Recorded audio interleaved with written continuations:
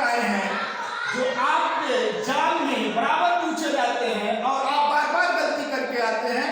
आइए हम उसी टॉपिक को आज सॉल्व करते हैं बिना किसी चीज को याद किए हुए, केवल एक ट्रिक के माध्यम से आपको हम बताएंगे।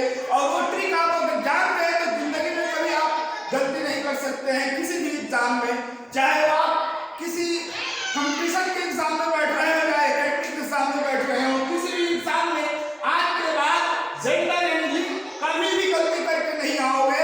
आइए फिर हम परिभाषा की तरफ देखते हैं और परिभाषा को अच्छे से समझते हैं कि परिभाषा क्या कहती है और इसको किस तरीके से हम पहचानेंगे। कि आज अगर आपने जान लिया तो कभी भी आपको किताब उठाने की जरूरत नहीं होगी, इसके बारे में कभी भी आपको सोचने की जरूरत नहीं होगी। आज के बाद हमेशा आप जेंडर के बारे में एक विद्वान कहलाएंगे और जेंडर हमेशा आप पहचान लेंगे कहीं भी, चाहे वो निर्जीव में लिखा हो या सजीव में लिखा हो या किसी भी तरह से इस तरीके के लिखे गए हो सेंटेंस, उसमें आप पहचान लेंगे बहुत ही आसानी से। फिर आइए हम उसके परिभाषा की तरफ चलते हैं और परिभाषा को डिफाइन करते हैं, परिभाषा के बारे में जानते हैं। तो देखिए स्पेलिंग यानी इसको इंग्लिश में जेंडर बोलते हैं। आइए इसकी परिभाषा देखते हैं। लिंग का शाब्दिक अर्थ है चिन्ह, अर्थात जिस शब्द से यह पता चले कि वर्णित वस्तु स्त्री जाति का है अथवा पुरुष जाति का है उसे लिंग कहते हैं। ये आपको ध्यान देने की बात है कि कोई भी वस्तु हो वो या तो स्त्रीलिंग में होगी या पुल्लिंग में होगी, चाहे वो आप इंग्लिश में हो चाहे आप